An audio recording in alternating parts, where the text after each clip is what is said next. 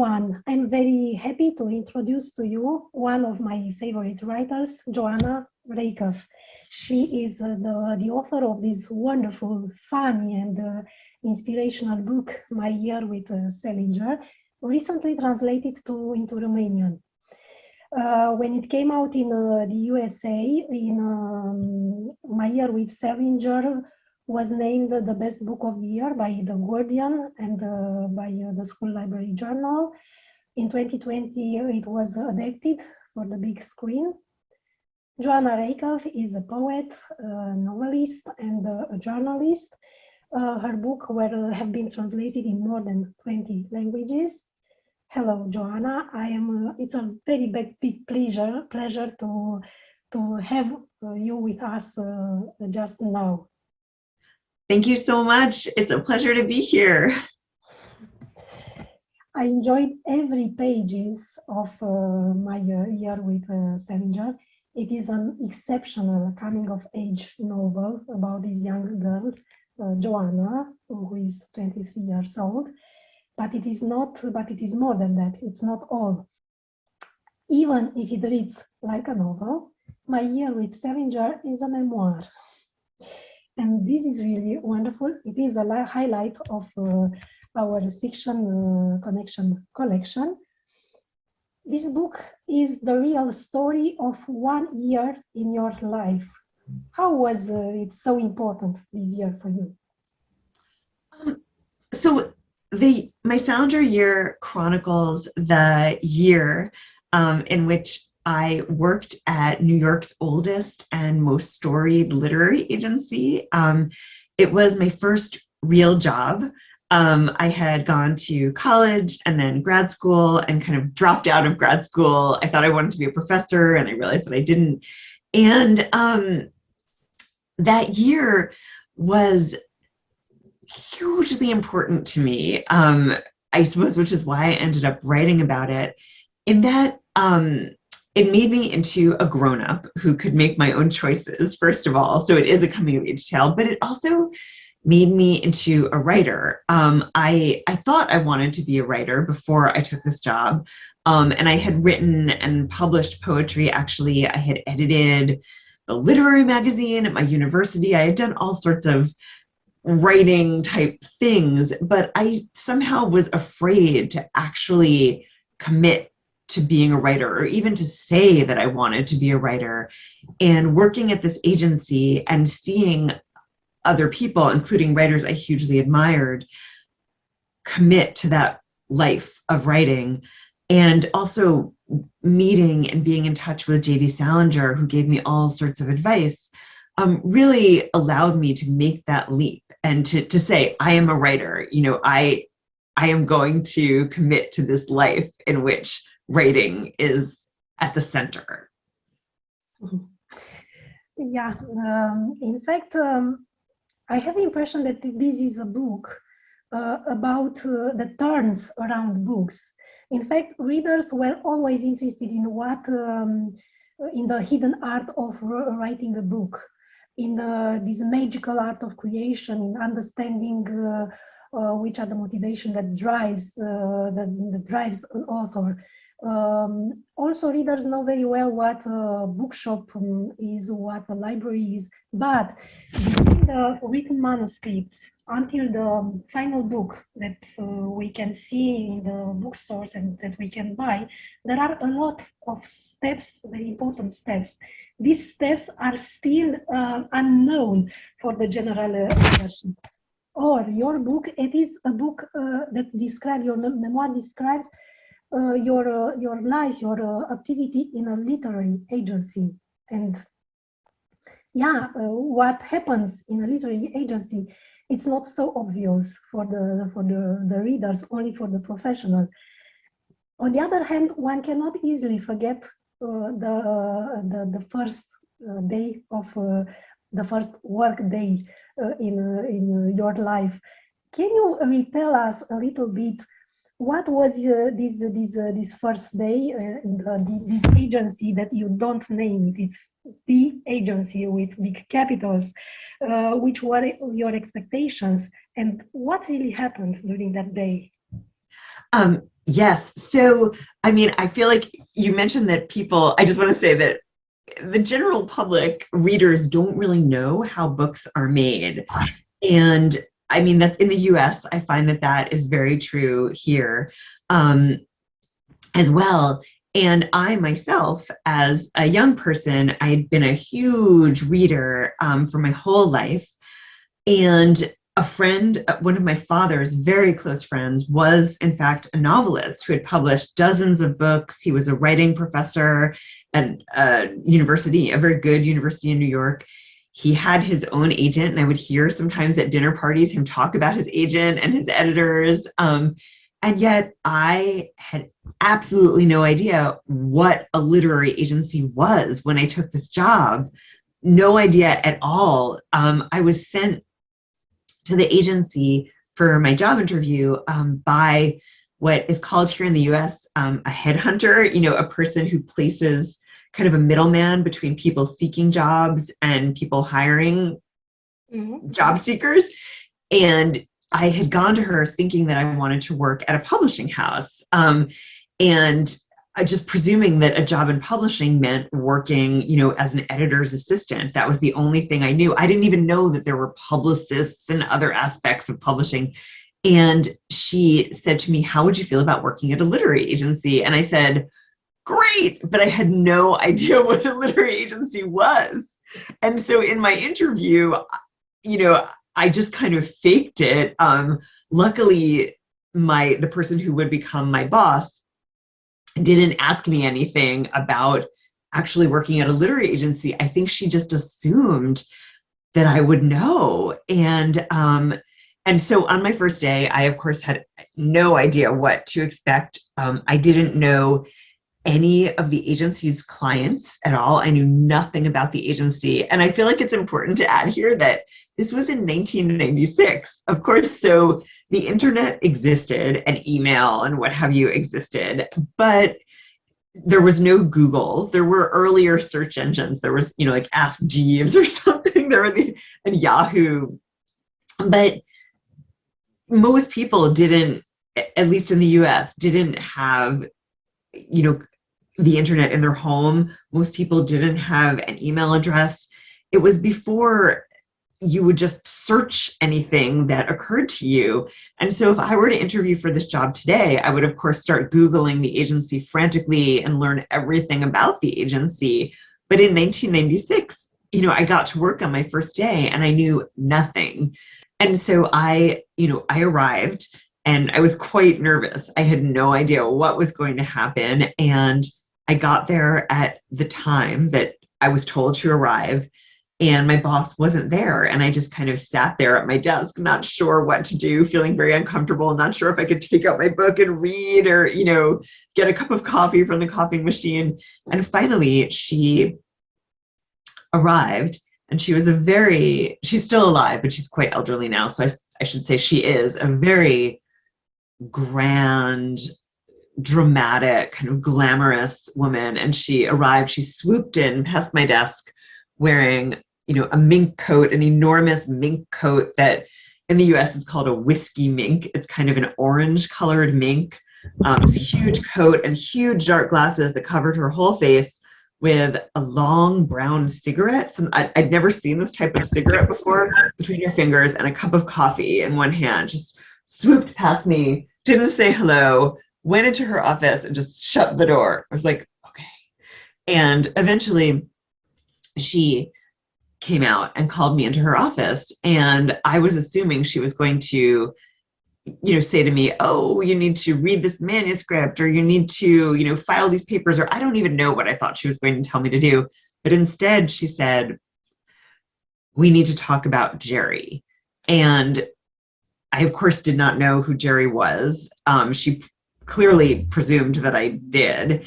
And she proceeded to kind of give me a whole monologue about, you know, how people were going to call and want to talk to him and ask for his address and his phone number. And they were going to be really, really aggressive about wanting to be put in touch with him, but I should under no circumstances put anyone in touch with him. His information would be in my Rolodex, but I was not to give it out to anyone under any circumstances. And movie producers were going to call, and fans were going to call, and everyone in the world was going to call. And I should not give out his information. And people were also going to want to call and talk to her about this Jerry person. And I should not put anyone through to her under any circumstances. I should just say that she's out or in a meeting or too busy. And I just was sort of like, yes, I understand. Of course, I understand. Having no idea who Jerry was. At the time, the most popular television show on, in the US was Seinfeld. So I was like, could this be Jerry Seinfeld? It was the only Jerry I could think of. And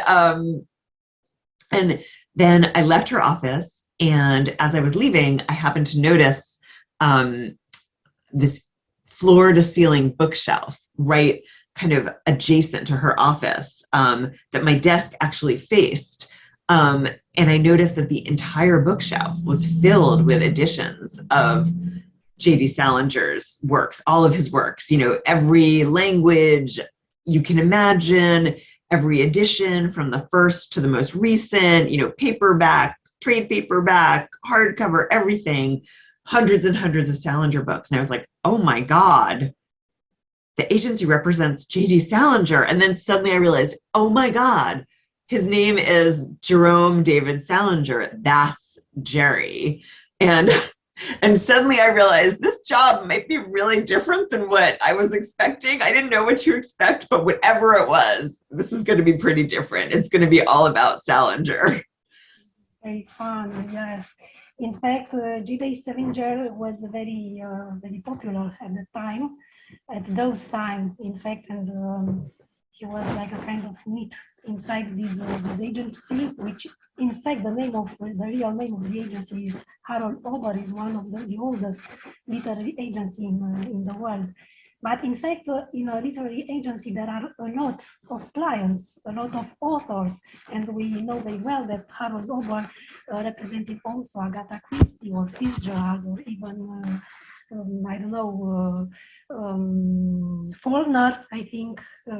So there yes. were a lot of important authors. Why Salinger was so special, so avoidable? Why did he have a special regime? Well, I think there are two reasons. I mean, it's true. So Harold Ober Associates, that's the actual name of the agency, yes, did represent so many great authors, particularly of, say, the 20s and 30s, through sort of the early 50s. So, they represented poets from back when, at least here in the US, poetry was more of a money-making prospect than it is now. Now poets don't really have agents, but people like Langston Hughes, Dylan Thomas, they represented a lot of big mystery writers like Raymond Chandler, and all sorts of huge people. It's true, Faulkner was initially a client of Ober. He left eventually, but they represented his first books. A huge children's book author here in the US called Judy Blume, who's like probably the most famous children's book author of all time. Now like J.K. Rowling, I guess, is more famous, but at the time she was the most famous. And so I think that what made Salinger different than any other client, like for instance, F. Scott Fitzgerald, another huge, huge client for the agency, who was of course long dead, but still his books, made tons of money for the agency, and he was sort of the biggest client, I suppose, other than Salinger. So part of what made Salinger so important is that I think, unlike all those other authors, Salinger was not just, and is not just, a writer. He was an icon and honestly a celebrity. It's hard to imagine now because the world has changed so much, and the way we think about writers and authors and the literary world in general has changed so much. But in the 1950s and the early 1960s, when Salinger first rose to fame, he was a true celebrity. I mean, he was on the cover of Time magazine, for instance, which, you know, not that many writers ever have been. And his stories were so popular that when there was rumor that he was going to have a new story in the New Yorker, people would line up at newsstands at 4 or 5 in the morning to get their hands on a New Yorker before anyone else and before they sold out, because they wanted to read his new story, you know, as soon as humanly possible. He was mobbed by reporters. He was constantly in demand. People wanted to interview him and photograph him all the time. He received so much fan mail that it would come in giant bags at his house. He also, like, you know, a celebrity, you know, in the kind of, like, let's just say Kim Kardashian sort of style, he received all sorts of crazy, you know, death threats and people writing to him saying, I'm in love with you and I want to marry you. You know, he was a true celebrity. And I suppose what made him different than a celebrity like Kim Kardashian, or I don't even know who, like, I'm like thinking of all these ridiculous names like Harrison Ford or something. Like, what made him, Julia Roberts, like, what made him different is that he was a writer and he didn't want that kind of fame. He did want literary fame. Like, he very consciously sought literary fame. He wanted to be a famous writer, but he didn't want to be, it was almost like he made a deal with the devil. You know, he got what he wanted. He became a super famous author, but he didn't want his privacy to be invaded in the way that it really was, you know, after the massive success of Catcher. And so as time went on, like through the 50s, you know, he became more and more uncomfortable with his fame, but his fame just kept growing and growing and growing. And increasingly, as his fame grew, Harold Ober Associates, the agency, became his gatekeeper, and their job became less to, you know, a normal literary agency, their job is, right, to, you know, to sell a writer's work and to promote that writer. But in a way, Harold Ober Associates' job became the opposite. It became to protect him from fans, reporters, from people who wanted access to him and knowledge of him. So there's a way in which he maintained this very odd place at Harold Ober Associates, because all the other writers, you know, the agents were saying, please interview my client, please, you know, publish a new edition of my client's work, please adapt my client's story or book into a movie or a play or an opera, you know. But with Salinger, they were saying, no, you cannot adapt this. No, you cannot reprint this story. No, you cannot talk to him. No, he will not speak at your party, you know. So it's sort of, and I think the more he said this to the world, the more famous he became, because our, you know, the Western world is so obsessed with fame and everyone wants fame. And he was this person who said, no, I don't want it. Leave me alone. So he really was almost like a kind of deity at Harold Ober Associates. The very funny part is that despite the interdiction of your boss, you talk to Salinger, and it was just from the first day. Yes, it's true. In that first talk, my boss said, some people take this job because they want to become friends with Salinger, and they think that taking this job as my assistant is going to give them access to Salinger, and they're going to become his buddy, and they're going to send him their novel that they're writing and what have you. But he's never going to call. He doesn't call. And then an hour later, the phone rang and it was Jerry, and he was calling to tell my boss that he wanted to publish a new book. And so for people that had held my job for decades before me, what she said was true. Jerry did not call, like starting in the 60s, the early 60s, he really was not in touch with the agency at all. But then my year, as her assistant, he called all the time because he was monitoring this new edition of a story of his that he wanted to put out as a standalone book. So we were in touch all the time. So it was very unexpected. A very interesting part of your book is the fact that one of your tasks in the agency were to respond, to answer to the fans, to the thousand tons of letters that you received, that Salinger received, and at that moment he didn't want to answer to his fan. He ceased to answer. So your task was to answer them, to answer to the readers, and it was this very formal letter when you were. You had to say, J.D. Salinger don't want to give you an answer because she never answered to the fans' letters. And the very interesting part of that it's you can tell this story. You couldn't afford not to answer to the readers, and you start to write, to become a writer, in fact, answering to Salinger's fan. It's true. Yes. That is, my letters to his fans are really the first real writing that I did. And yeah, for those of you out there who haven't read the book, the Salinger in the 60s decided that he no longer wanted to, not just that he didn't want to respond to his fan mail, but that he didn't want to see it at all. And so we didn't pass on any of his fan mail to him. And in fact, his publisher would forward all of the fan mail that came to them to us.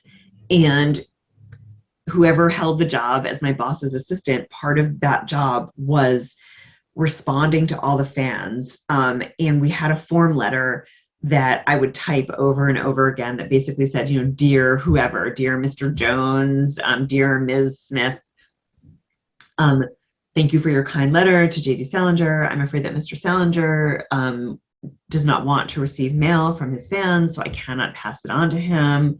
You know, have a nice life, basically. It was kind of a harsh letter. It was like, it was really trying to dissuade people from writing again.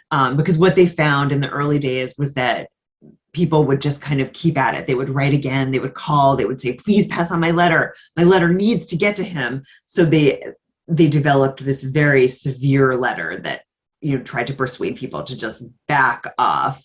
But I was told by my boss and another person at the agency who kind of oversaw the fan mail that I needed to read every letter just to make sure that there was no threat to Salinger in any of the letters. Because as I said, he had received death threats. And if anything threatening came, we had to report it to the FBI, actually. And so I read every letter to make sure no one was super crazy and going to do anything terrible to him or to us, actually. Because people would get very angry about not being given access to Salinger. And there was always the fear that someone was going to go crazy and start screaming at me or my boss or something. So I read all the fan mail, and I was sometimes just so moved by the letters. You know, people, I think, through reading not just Catcher in the Rye, but Salinger's stories, particularly the stories in 9 stories. People really loved A Perfect Day for Banana Fish. And also Franny, the story, you know, there's the book Franny and Zoe. People love the story Franny, especially. And people would just kind of pour out their hearts to Salinger. So many people felt that Salinger's work was the only fiction they'd ever read that fully captured their quandaries with life or their personalities or their familial relationships. And they really just kind of confessed everything to him or sought advice from him or asked him for help with things or just kind of sought friendship with him. They felt that they were kind of friends with him through his characters. And it was very hard to send a lot of these people a form letter, a kind of harsh form letter. So at first I just started putting aside the letters that I felt really moved by, thinking, oh, maybe I'll figure out a way to kind of soften the form letter. And then I eventually kind of went off the deep end and started writing personal responses to a lot of them. And I would spend days and days thinking about these letters and thinking about how to respond, as in, how would Salinger respond? What would he want me to say to them? And I had actually never read Salinger at that point. So what I was thinking in terms of what would he want me to say was really based on actually what the people were telling me in their letters about him. So it was kind of strange, but I would, I sometimes spent weeks working on these letters and writing draft after draft. And it was the first time that I was able to kind of jump off a cliff and write in the honest way that you need to be a real writer. So when I say that working at the agency made me into a writer, that's really what I mean, I suppose. The book happens during the 1996, but it was published in 2014. So there are more than 18 years between the real events and the book. Making a calculation, I think that you wrote, it took you more than 15 years to take the decision to write it. I want to ask you, when exactly did the idea of writing this book come to you? That's such a good story behind writing this book. What made you create it? Yeah, that's such a good question, and it's kind of a weird story. I never made the decision to write this book. In fact, I didn't want to. I'm really a novelist and a journalist, and so my first book is called A Fortunate Age. It's not come out in Romania, but I had made a living as a journalist while working on this novel. It's kind of a big, epic novel that I thought of as kind of a contemporary version of a big Victorian novel. And I wrote an essay about answering Salinger's fan mail that got a huge amount of attention, more than I really did not anticipate this at all. And this is going back to, I think, 2002, 2003. And at that time, I was already working on this novel, and editors and agents started calling me. My phone just started ringing off the hook. My email inbox was just filled with editors and agents saying, can you turn this essay into a book? And I thought this was crazy because I was quite young. I was 30 years old. I thought, how at 30 would I write a memoir? This is absurd. I don't have enough to say, and I've said everything I want to say in this essay. This is not even about me. It's about the fans. And so time passed. I published my novel and came out, and I became more known as a writer. And about 6 months later, Salinger died, and I found myself devastated. And within a few days, I was contacted by a bunch of magazines and radio shows saying, do you want to write something about this? Because I was also known as that girl that answered Salinger's fan mail. So I wrote another essay and did some radio pieces. These were turned into, by me, a radio documentary for the BBC. That was, again, focused not on me, but on Salinger's fans. That took about 9 months to put together. And the script for that documentary was circulated in the British publishing industry. And an editor at Random House UK read it and contacted me and said, do you want to turn this into a book? And I, again, said, no, this is crazy. It's not a book. I was working on a new novel. And eventually, basically, that editor convinced my own agent, I have an agent, of course, ironically, convinced my agent really that I should do it. And I still didn't want to. And she actually thought she decided it was a good idea and said to me, why don't you just take a week and try to write maybe 20 pages, just see. And I was like, no, I have nothing to say. I'm not writing this book. But because I trust her, I did it. I took a week, and the result was the first 20 pages of the book that you see verbatim, like probably maybe a word or two have been changed. And I suddenly realized that this book was about something larger than myself, that it was about a moment in time, 1996, when the world was about to change.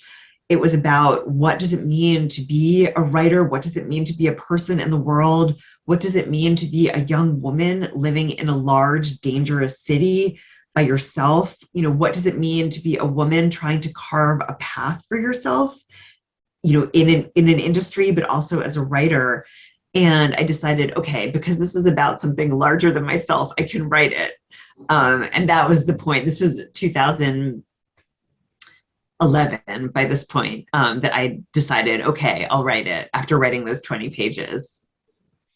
Yeah, it's a larger book than yourself. On the other hand, you wrote this novel, A Fortunate Age. You have constantly written for different publications, Opera Magazine, the New York Times, Vogue, etc. My Salinger year is a different experience of writing because it is also about yourself. My question is it more easier or more difficult to write about yourself than to write about others? That's such a good question. I think it's more difficult, honestly. I really do. I think it requires to write well about yourself. So you can write about yourself in a very superficial way, and people might like it, and that's fine. You know, I've read so many memoirs and personal essays that are delightful, but they don't really go deep into either the world of the book or the person's psyche. And I was not interested in that. I really I needed the book to be about things larger than myself, but I also needed to write with profound honesty about my life. And I found it very, very difficult. There were days when I would sit at my desk and just kind of put my head down and cry, because I was forced to re-examine things that I myself had done that I found either embarrassing or deplorable, things that I regretted, and I just hadn't wanted to think about. And if I hadn't written a memoir, I could have gone my whole life without really thinking about them, without just sort of saying, okay, that happened, I don't need to think about it. But writing the book really changed my life, and I think made me a better person, a person who's more honest with myself about who I am and what I want. And I think ultimately it made me a better journalist and fiction writer and friend and mother and human. I have a lot of questions, and I hope with your next memoir that I'm expecting, we will have a new discussion. However, I chose as a last question this one. The movie that was launched in 2020, it was in the opening of a film festival from Berlin. You took part to as an executive, and you wrote the script for this movie. What was like for you to see, to watch for the first time this movie? Because practically is a movie with you. It's not only about you, but it's with you. It was. I've never experienced anything like it. Yes, as I was very involved in the making of the film, I chose the actress who played me. She was my first choice. I collaborated on and wrote the script. I executive produced it. I was on set watching it be filmed with the incredible, incredible director.